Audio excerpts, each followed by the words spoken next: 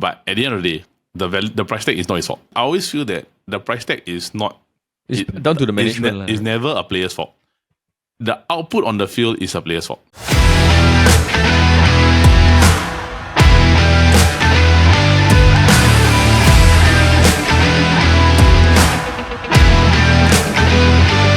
Hello everybody and welcome to another episode of the Football Kaki. I'm your host and I'm joined by my fellow Kaki bro here, Paul. Paul, how you doing, bro? I'm doing good, bro. How are you? I'm okay. It's a chill weekend for me. Depends. I have a very grueling weekend coming up.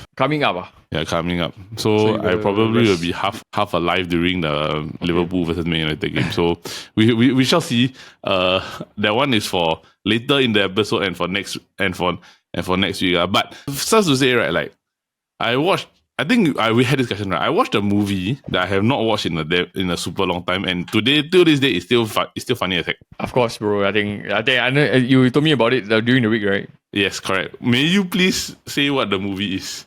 Bro, this is the one and only The Longest Yard. Yes, I was watching The Longest Yard this weekend, right? And I just watched it again just now. Wow, bro, if you need a laugh, right, it's still so freaking funny, and it's so stupid. No, bro, but I just want to ask you, right, do you think if that movie was made in this era, right, everyone will get cancelled? I think so. Everyone will get cancelled, right? No, I won't say everyone can cancel, but I think it's like... The movie will get cancelled. It's like a lot of segments, right, would probably maybe have to be toned down by a lot. Then like, it loses the humor already, ma. Correct, but that's what makes it funny. So... Yeah, I like, if it has to be toned down, right, then I don't think it's funny anymore. That's true, that's true. But the thing is that the movie itself, because of what it is, right, and the time that it was made, right, is what makes it funny. I agree, man. It's like really prime. Everybody was in their prime, right? Yes. Adam Sandler. Who else? All the WWE wrestlers that were in it. Stone Cold Steve Austin. Kevin Nash. Yeah. Then they got actual footballers like Romanowski and like Brian Bosworth, and then got Michael Irving. Chris Rock also half a star. Yeah. It's like a very good mixture of athletes and comedians into one, yeah. And actually, to be honest, when I first watched it, it wasn't like in the cinema or anything, I watched it through like those, pirated DVD. yeah. So it's like at that point, the marketing of it was not very good. Yeah, I think it's just like, they just make one of those movies and then see how it goes. No, but it turns out to be a really funny hit. I think, right, it's because, right, at that period in time, Adam Sandler had like way too many like movies. Too many movies really. Yeah, he had too many movies to a point where, like, if you were to watch another Adam Sandler movie during that point in time, you'll be like, wow, there's too many already. Then it kind of gives you like the too many of one guy, like got a lot of fatigue. Yeah. It's like he, at that time, was just hustling, make as many movies as he can, right? Correct. So it's like, he had made a football movie like 7 years earlier, which was The Waterboy. He had anger management, he had 50 First Dates, then he had Spanglish literally in like 2 years before that, then he had Longest Yard. So it's like, you imagine, right, he had 3 to 4 movies in the space of like 2 years. Like, and then he get Click.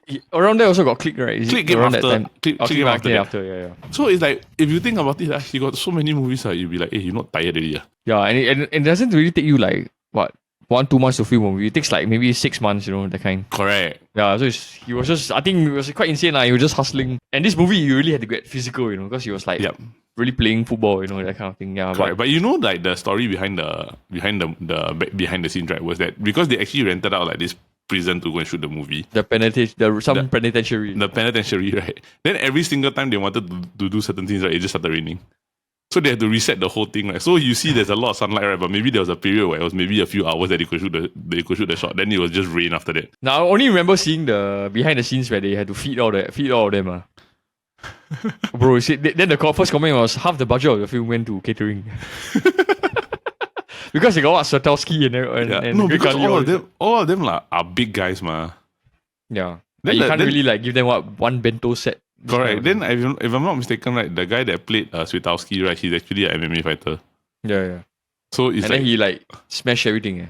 The Great Kali also, he ate 40 hard-boiled eggs, that kind. It's a timeless classic. I can always go back and watch it again. I will never ever, right, if Longest Yard comes on, as long as it's after the first 5 minutes, right, it's fine. I will sit there and watch the whole movie already. Yeah, it's such a funny show, bro. It's the best, really. One of the best.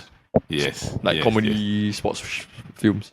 Correct. But on the side note, We are a football podcast, but not the American football type. We are the international play the ball with your feet football. I love the NFL though, so don't get me wrong. Podcast. So today, what we're gonna do is we're gonna talk about 3 things. I think it's more to do with like the three biggest topics to us that we've seen all the time. Is that first, Indonesia. Bro. We had so much hope last week. They didn't qualify for the World Cup. So we'll go into big depth about that, right? And suddenly, right, there's a lot of Cliver out. Yeah, I saw a lot. Like, a lot of Cliver out. We'll go into that a little bit because all the ASEAN nations' hope just drained away because Indonesia didn't qualify for the World Cup. They were just 2 wins away. We're gonna talk about the World Cup qualifiers in a shock-centering format, right? In a sense where Italy may not make the World Cup, and Sweden probably won't. Considering the fact that Sweden has only got 1 point. Yeah, we shall see. With everything that Sweden has done for all the international players and strikers, you only got 1 point for the World Cup qualifiers. Then we will talk about the Manchester United versus Liverpool game at Anfield. That one I'm not really looking forward to it because I think we're probably going to get whacked. But as a United fan, and we have to be objective today, let's just talk about it because there's a lot of stories surrounding both managers. Yeah. And one thing is that I also want to ask Paul about certain treatment of certain things. So with that, bro, shall we get into it? Let's get it done, bro. Okay, so the first topic is Indonesia. Indonesia was 6 points away from qualifying for the 2026 World Cup. However, sadly, after losing 1-0 to Iraq because of certain former Manchester United players got, it's done already lah. It's over. Yeah, and then he lost to the other Saudi Arabia as well. It was a far-reach or far-fetched effort to try to reach the World Cup. Like, you can arguably say that they are one of the closest ever from Southeast Asia to qualify. It's like only Japan, Korea, and then like the Middle Eastern countries, right? They are and Australia, they are the ones that is like famously known to make the World Cup from Asia lah. So for them to even be within reach, I think you gotta commend them lah for sure. And then the fact that now they all is asking for his head, right? I think it's a little bit harsh lah. I look at it this way lah. Like when we think of Asian football, right? Usually the countries that do already have players that are predominantly playing in Europe already. So like you're talking Australia, there's a lot of Australians playing in Europe. There's a lot of MLS, MLS. There's a lot of Koreans playing in Europe. There's a lot of Japanese players playing in Europe. I think Saudi Arabia is because of the quality of players that have come into the country over the past few years, like with the foreign players. I think maybe that's where the Saudi Arabian game has elevated up a bit. Iraq, there are some players that are playing overseas, and predominantly there's a stronger football culture. But in terms of ASEAN, right, because the biggest challenge I feel that with ASEAN countries, right, and I see whether you think this way, right, is that most of the time, most of the players that play in ASEAN, right, only go within country in this region. So it means that if you're Singaporean, you're probably going to play in Malaysia or Indonesia. And then if you're Indonesian, maybe you might go to Singapore, maybe you might go to Malaysia. Yep. And if you're Malaysian, you're probably either Singapore or Indonesia. So you never really get out of that particular bubble. And I think that's predominantly because, right, like sports culture is not the greatest in comparison to Europe, Korea or Japan or everything. Like it's part of culture in, let's say, Indonesia and Malaysia and Thailand, but it's not the greatest. Like Philippines is predominantly basketball culture, everybody knows that.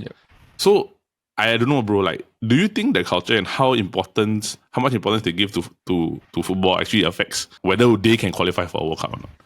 For sure, bro. For sure. I think you just have to see the big guns, lor. Like, predominantly Europe is the big gun with all the big leagues, right? Yes. And then their players are playing at the highest level. So if your players are playing at the highest level, even your national pool, right, is made up of players playing at the highest level. Not even that, maybe even the people trying to make the national team. Yes. You have such a vast amount to choose from, right? Yep.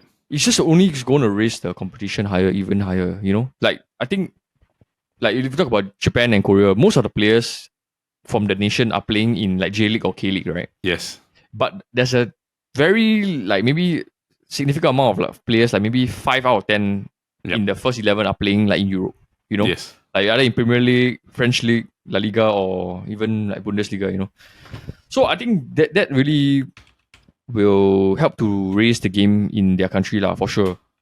And Correct. within the system, like K League, J League, right? There's like even divisions, like maybe there is like K League 1, K League 2, Yep. J League 1, J League 2, you know. And it's like not some kick about stuff on Sunday, you know. It's Correct. it's actually pretty quite good. But for us, like Southeast Asia, right? We really like in a way struggle to have decent quality teams in the respective like best league in that country, you know. Yeah. So I think it's in a way, so the lesser amount of competitive teams you have in your country in the first league, right, it's just gonna reduce the competitiveness in the national team lah, for sure. Yes. You know, national pool of players. Yeah. So end up you in, let's say, Southeast Asia, each country, I would say maybe only like a handful that can like really play at the highest level lah. Yeah. It's based on statistics lah. So it's facts to me lah, bro. Yeah.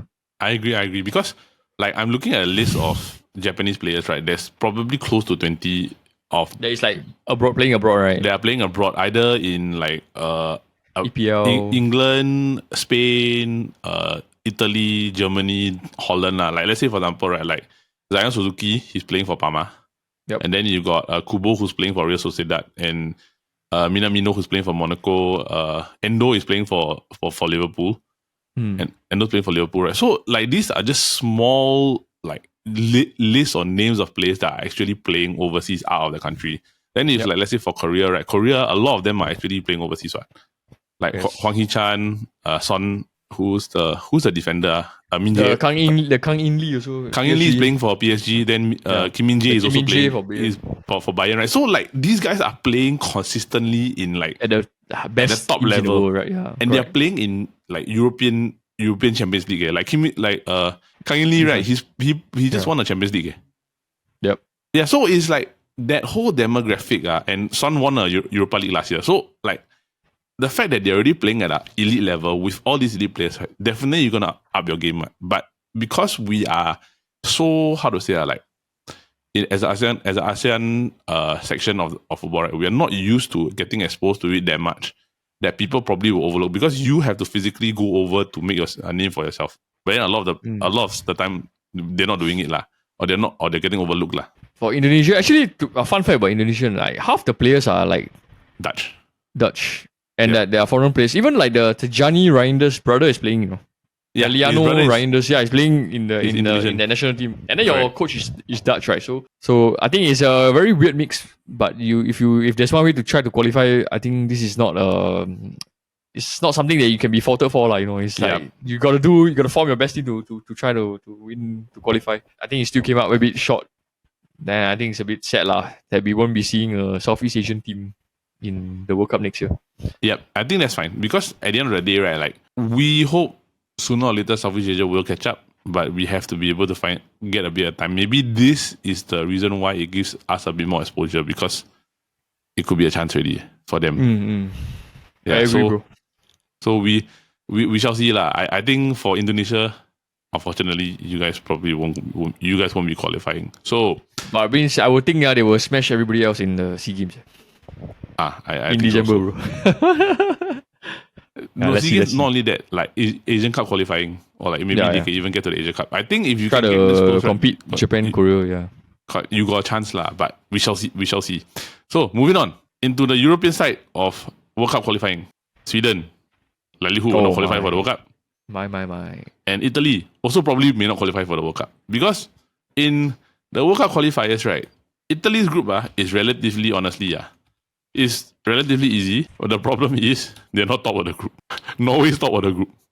So, bro, don't discount Norway, bro. Norway is crazy. No, bro. The thing is that Norway is top of the group, right? So the fact that if, let's say, they have to play Italy, they have to play Norway again, right? If Norway beat them, Italy as good as they lose the group already. Because honestly, like if you were to look at it, their group is not hard. It's really not difficult at all. So like their group is Israel, Estonia, Macedonia, and then Norway, right? Italy have a game in hand because whenever there's a 5-man group, right, one team will not play that particular qualifying round, one of the teams. So Italy have 12 points. They have a game in hand and they are 6 points behind Norway. If they lose one by chance and Norway win, right, it's a very big uphill to climb already. Which basically, I think like we'll talk about Sweden later lah, but it will put them in a pool, right, where it's confirmed that the group winners will go to the World Cup, right? Correct. Yes. But after that, it's a playoff on a random path that you are not sure where you basically have to win every single game to control your destiny. So how, bro? If Italy don't make another international tournament, then how? The thing about Italy, right, bro, they are living in the shadow of their past, their former selves. You know, ever since, like, okay, maybe like the most recent, to be honest, they won the Euros in 2020, you know. Yeah. Was it 2020, right? Yep. 2021, yeah, that one they beat England. So it was a bit, like, in a way, quite sad because you wouldn't expect them to be like that. Correct. And they were supposed to be on the upward trend again, but it seems like they have fallen back down again, you know, like after the heights of 2006 World Cup, you know, where they won, then they went back down. Yep. Then they went up again, then they're going back down. And it's ever since like their defense left. And they didn't make the last World Cup, right? The one in Qatar. Yeah, I think they didn't, bro. Yeah, Buffon wasn't there, man. And for Norway to be top of the group, right, it's crazy, because do you know how many goals like Norway have scored? Over 20 plus, bro. Yeah, I think like Haaland, every game is like hat-trick. Bro, what kind of game, right? Haaland, you know what he did this game? What? He missed 2 penalties but scored hat-trick.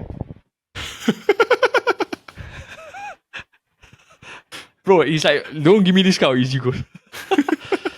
You go and see, bro. It's like he missed 2 penalties, right? And then he still could score a hat-trick. Bro, that's why I say this group is not hard. Bro, this group is it's like you could literally say like this is the only group, right, where Norway literally is like a guarantee.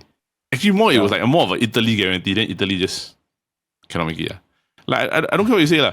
Norway scored 26 goals in 6 games. In 6 games, he scored 20. Plus, like it's not even not scored 26. They plus 26. Yeah, plus 26. I think they scored like 29. Yeah, it's crazy, bro. And for Haaland to like to miss 2 penalties and score a hat-trick after that. It don't make sense. It don't make sense. Yeah, I think because the previous game they won like 9 or 10-0, if I'm not wrong, yeah. Yeah, okay, but nevertheless, I think Italy. But they're second, right? No, that's the thing. They're second, but it looks more or less like Norway's gonna run away with this group.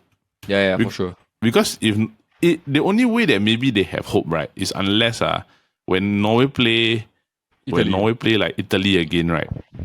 When Norway play Italy again, then maybe Italy beat them, right? Then they got a chance. But if Italy drop points, right, and Norway win the others, right, it's more or less, I think it could be Norway's like. Yeah, that's crazy. Norway's group, right? Then Norway will automatically qualify. Then Italy have to play the hard way. Yeah, actually, Norway already beat Italy. Exactly, bro. That's why. Yeah, but I don't know. So they will play them again, is it? I'm not very sure about it. Should be like, right? Home and away, right?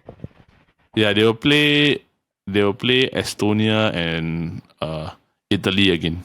Okay. Yeah, so they need Norway need to lose both games like quite heavily. Yes.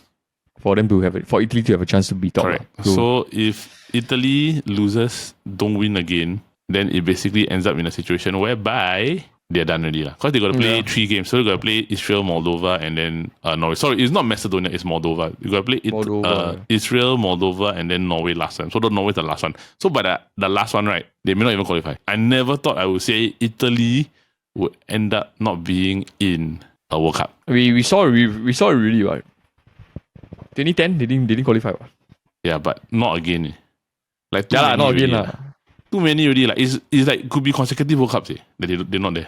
That's crazy. Yeah, okay. Never mind. Yeah, never mind. Okay, next up, Sweden. Oh yeah, bro. Sweden, another one. Bro, you have like the attacking. You have like a 2.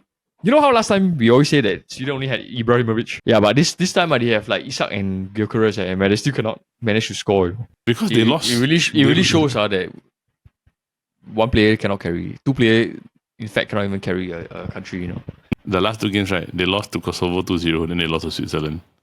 Yeah, it's crazy. I think Switzerland also doing relatively well in their respective group. It's Correct. Like they already have 9 points. It's done, more or less done, dusted already. I don't know, dude. They have to play. Yeah, okay. So I think the final nail in the coffin, right, is when Switzerland plays Sweden again on 15 November. Yeah, that one I think is done already. They're done already. Yeah, that will be done. Yeah. No matter what you say, right, you cannot you cannot tell me, right, that Sweden. Okay, maybe what they can do, right, is they instead, can try to make the playoffs at least minimally. Because of Kosovo also not doing very well. They only like 4 points. So Sweden is technically only 1 win away. But they have to basically win three games in a row. Right? And then Kosovo have 4 points, right? Because Kosovo beat Sweden. Yep. Like in the previous World Cup qualifier round in September. I don't know, dude. I'm actually quite surprised. Like, do you see, right? There was one video, right? It's like, Sweden, you got to be kidding me. Just get the ball into the net. Like, they just cannot score. It's mad, Yeah. Yeah, it's like Isak. You have Isak and Gyokeres, like technically the two best strikers in the league now, and cannot score. Yeah. How have they fallen? How far have they fallen? Like any, I'm speechless, bro. Like in a group, right, where Switzerland, where like there's Switzerland, there's Slovenia, Kosovo. You should win one. No, like if there's one thing I know about international football, right? Nothing. It's not as straightforward as people think. Unless you're saying like you're France, Argentina, Spain, all this, that kind of thing. That's true. Yeah. But the rest of it is like, nothing is for certain. Yeah, but I think as it stands, right? Like, okay, I'm just gonna go through one quick one. As it stands, for all the groups, right? Those that are currently top of the group are automatic qualifiers at this moment in time, according to order from Group A to Group L. Is Germany, Switzerland, Denmark, France, Spain, Portugal, Netherlands, Austria, Norway, Macedonia, England, and Croatia. Yeah, seems about right. Sounds about right also. Yep. Portugal, and a lot of them they haven't lost yet. No, I think it's quite remarkable. Yeah. Belgium and Wales are in Group J, but they have one game in hand, so they haven't played. So currently they are second and third. Yep. Yeah, second and third behind Macedonia. Yeah. Yeah, behind Macedonia.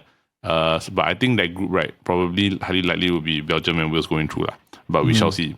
So, moving on to this main thing. Man United, Liverpool, Anfield. First game on Saturday or Sunday? Sunday. Oh, okay. It's okay because the next day is Diwali, right? Yeah, but I am working. So, okay. So, it is 11:30 p.m. Singapore time. Liverpool versus Manchester United. There's a lot of stories. For one, Amorim cannot win back-to-back games, and Arne Slot has lost three in a row. There's a lot of talk on like social media, right? Whereby I think let's just not really talk about the football per se. I think right, what I want to talk about is basically media comparison and the things that have been said in the media.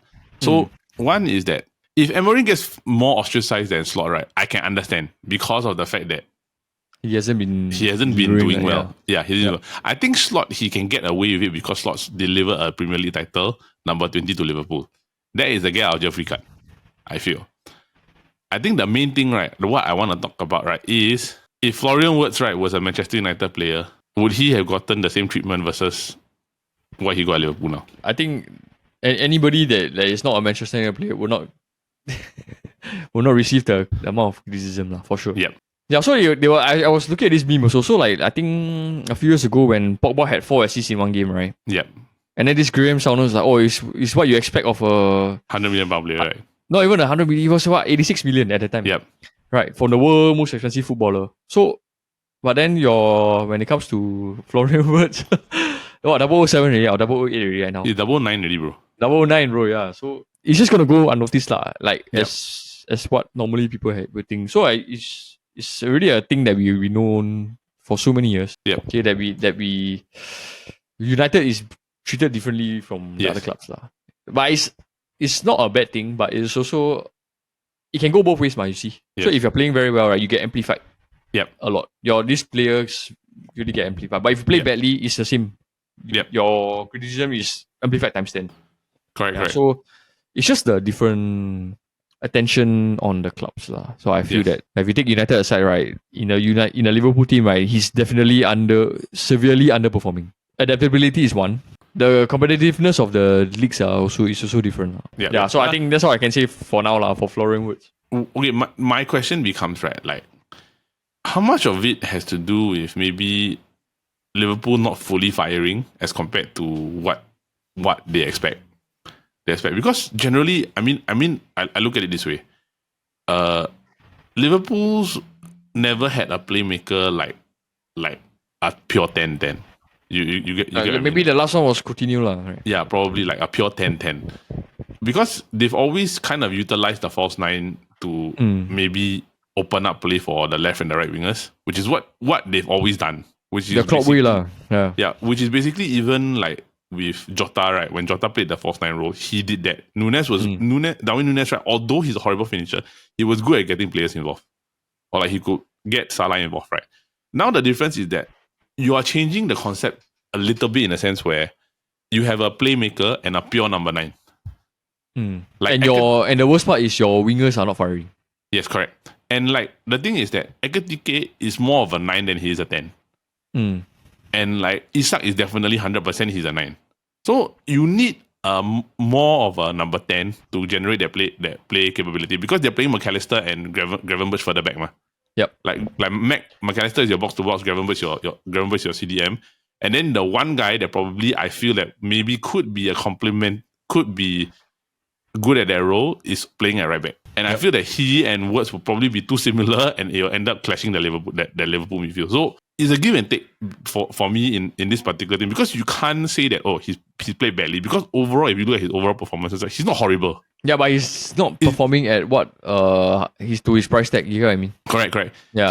He's not horrible, right? But he's not like, how to say, what you value at $100 million output. 140, bro. 100 plus $40 million output, right? Yeah. It's like United fans know this best, lah. Like, how many players have we bought for over 80 million, right? That have absolutely underperformed, like, man. All of it, bro. Everybody, right? Almost everybody. Every single one. Yeah. Every single one. So sometimes, right, like maybe it could be the price tag that's putting the pressure on him. Yes, correct. There's maybe a lot of other factors. Like, for me, I can understand why United fans will be like, hey, he's not performing well and everything. Why you're not giving him the stick? Why you're not giving him the stick? But to me, it's like, I look at it more towards their pressure now versus our pressure is different. Their pressure is... but you see, if they keep performing like that, the pressure will be... correct. On them, because Arsenal will be running away soon. Correct. So, their pressure and our pressure is different. I feel that their pressure more has to do with, if you're underperforming, right, he's a detriment to a title-winning team. Yep. But the thing is, he can get away with it, right? Because he's not the marquee. He's not the main, like, this is the main signing of that particular window. Yeah, there are like other big names also. Correct. So like Ekitike, Isak, like Gyokeres, Frimpong, right? I think Isak is the main like big signing of the entire window. Right? So because all the pressure is focused on Isak, that takes away the pressure from Wirtz. Yeah. But in a United context, right, that value money signing, right, was the biggest one of the window. Like Pogba was the big one of the window. Yeah, correct. Central was the big one of the window. Anthony was the big one of the window. So all the pressure is nah. Like if you buy him, means you must at least fight the league, fight for the league, right? That kind of thing. I agree. It's how you see it, as fans to your own club. You know, many of us, we want to get what we pay for. You get what I mean? Yes. So if you spend 120 million, you will want to see output like almost immediately, if not like now. You know, that kind of thing. But reality it doesn't work like that, lah. It's not like football. Maybe like 10, 15 years ago, where we put a player in straight away, they will get used to the system. Yeah, you know. In the past, in the past, we rarely see players with like adaptability issues. Not as often as now. Yep. Last time it's like maybe one or two, you know. But like many of them, you put a Bobatov into this team, no problem, we can play. Yep. You put a Tevez in, we sure we can play, no problem. Correct. Because the system is so well versed, the core of the team don't change as much as like now. You know, nowadays football, the core of the team changes so sporadically and so much. Yeah, it's still like in a way early stage in the Premier League. It's not even 10 games yet. Yes. So yeah, just wait. I think we just have to wait and see when there's like a full run in, like maybe come December, where we see how teams truly stand and where they are. Okay. Because you see, like Isak, right? He's not played a single game in like preseason. No. So technically, like his first month, right, is like now, you know. Yes, correct. Yeah. So I think he's still struggling to find his feet, lah. Yep. Okay. Then I got this question: how many 00, right, will it take before the criticism should come down hard already? Now this 00 thing is funny lah, because it's made up by fans, bah. So I don't think it's unspoken. I don't think it's like by the 10th game you better perform. It shouldn't be like that lah. So I feel that it's really as long as it takes for them to adapt. So like, okay, honestly, if let's say Wirtz play badly against Man United, right, I will just drop him already. Like if I was slot, I would just drop him. Like I wouldn't even try to force him back in. Maybe work on the side with him for a while first, like a period of time, like how Klopp did last time. I think like initially when Fabinho came in, right? Yeah. He didn't play for like 1-2 months, because he was trying to get him to go through the system like at the back end, where there's less pressure, Yep. Yeah, I think it makes more sense. Liverpool certainly can live without Wirtz for a period of time, no problem. Yep. Same for Isak, I think it's the only downside is Ekitike is injured, so yes. Yeah. So in comparison to Man U and Liverpool, they definitely have more luxury to rest some players, lah. Yep. Like for us, right, we take Mbeumo out, right, bro. That's it, really. The whole team gone already. Mbeumo and Sesko, you take Mbeumo and Sesko out, we got the Eric Ten Hag squad back again. Yep, I agree. Yeah. I think right, like for me, I do think that maybe at the end of the day, Liverpool have a bit of luxury where okay, yes, he's 140 plus million. Yep. But at the end of the day, the price tag is not his fault. Yes. Yeah, I always feel that the price tag is not. It's down to the management. It's never a player's fault. The output on the field is a player's fault. Yeah, because no matter what you do, right, if you know that there's a price tag there, and we can say as fans that, oh, don't let the price tag affect you. I mean, it's naturally going to affect you. You're worth 100 million. Like, you are worth more than Cristiano Ronaldo's highest transfer value. Think about that. Like, and you are worth more than Cristiano Ronaldo. So that pressure, and I feel that it's a bit inflated because 80 million now probably will maybe be 200 million. No, 80 million then will be probably 200 million now already. Yeah. So maybe at 140 million is maybe 35 to 40 million, which is still a big transfer fee. It's just not maybe the Ronaldo figure or the Bale figure that broke the world lah. The Neymar fee was the 101st, I think, 3-digit one that basically broke the entire world. So then continue, right? Yeah. I look at it more towards like, because they got Szoboszlai and they've got Frimpong. Technically, if Wirtz gets sidelined for a period of time, Frimpong can go to right back and Szoboszlai could just go back to midfield, then I think they're fine. I think it's more to do with how long before fans decide, okay, he's not meant for Liverpool down the line. And I think it's probably when you look at the table, when they start to lose ground on Arsenal, then that's where things get more intense, more fans get more angry. Yeah, it's common lah, especially when you're a title race. You want to be competitive, man. You want to stay competitive. And then if there's like players who are not even helping the team, then why bother? Like, we shouldn't even be playing them. Yeah, correct. You get what I mean, right? Yeah. Correct. So, I think we'll look at that. We'll look at his performance down the road because it's only 7 games. I think maybe once he gets to game 14, game 15, his output is not there, right? Then it's at least the halfway mark. Yeah. And maybe like you say, like December or January. Yeah, at least the halfway mark, which is game 19, 18. Correct. Yeah, game 19. So maybe another 12 games grace lah. If he doesn't work out by a point in time, he probably not gonna work out lah. Or maybe he just needs like the behind the scenes coaching, one-on-one coaching first. Maybe. But yeah, like I do agree with you. It's like it can be a subconscious thing, ma. Like, I'm worth more than Ronaldo, Yeah. And my output compared to his is so much different. You know, the kind of thing. Yeah. So it definitely will be on some players' minds. Yeah. Subconsciously. Yeah. Unless you're like Onana. Yes. Who just believe that you are the best in the world. Yeah. And then it's like, if I make a mistake, it's only temporary, Yeah. What if but he never once questioned himself that maybe him being good, right, is temporary only. Yeah. You get what I mean, right? I get what I mean. Yeah. I do still think at the end of the day, right, no matter what. Okay, but it's your price tag is not set by you. It's not. It's never your fault. But your performance, and I don't think it's 100% his fault at the moment. Yeah, you have to. They're not fully firing, the fault is they're not fully firing. The fault should be spread equally. Yeah, like we can say the same for Konate. We can say the same for Salah not firing. This kind of thing. Yeah, so it's like a few like when I look at Liverpool as a whole now, certain parts are not as optimal as it used to be. Yep. Yeah, so it just needs some time to. If everything is firing at one shot, right, I think they should be back in the hunt. Yeah, but I mean, they are second place. They're not very far away. They are just 1 point away. Yep. So it's just that they have to be careful not to slip down. That's all I can say. Yeah. Agreed. I think for me, I look at it very simply. Give him maybe until I agree with you. Halfway season, if it doesn't work out, it doesn't work out already. Because, I mean, as United fans, unfortunately, we know this all too well. Like, well, we give, bro, for us, we don't give half season, bro. We give like we two give and a 2 half, years. 2 years, 3 years. Then you say, oh, maybe he's actually not bad. Yeah.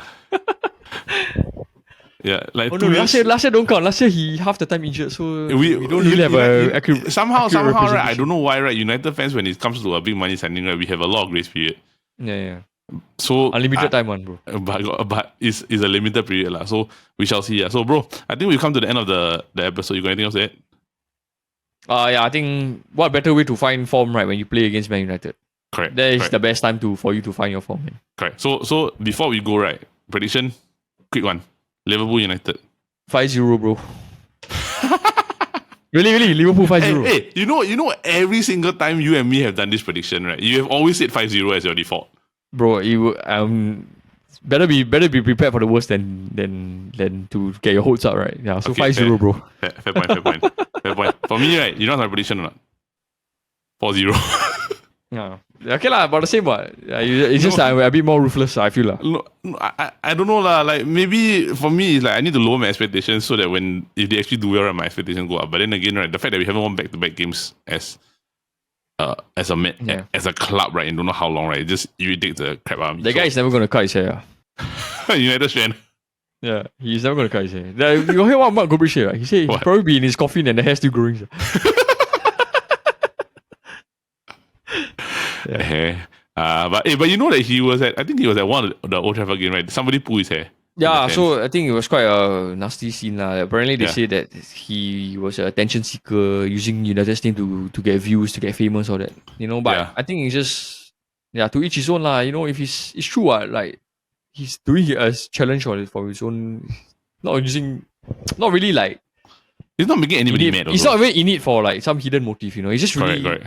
He said I'm dedicating, this challenge for but then some people just read it wrong lah. Yeah, that's true. Okay, bro. I think that's it. So that is it for this week's episode of the Football Kaki.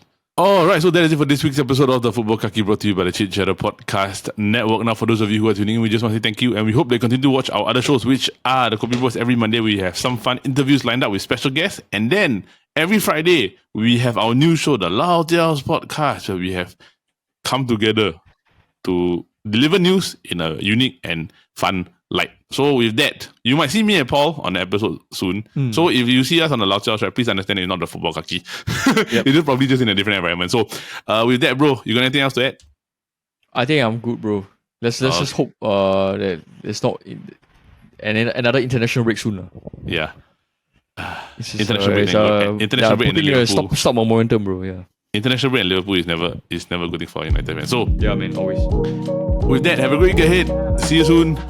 Bye-bye.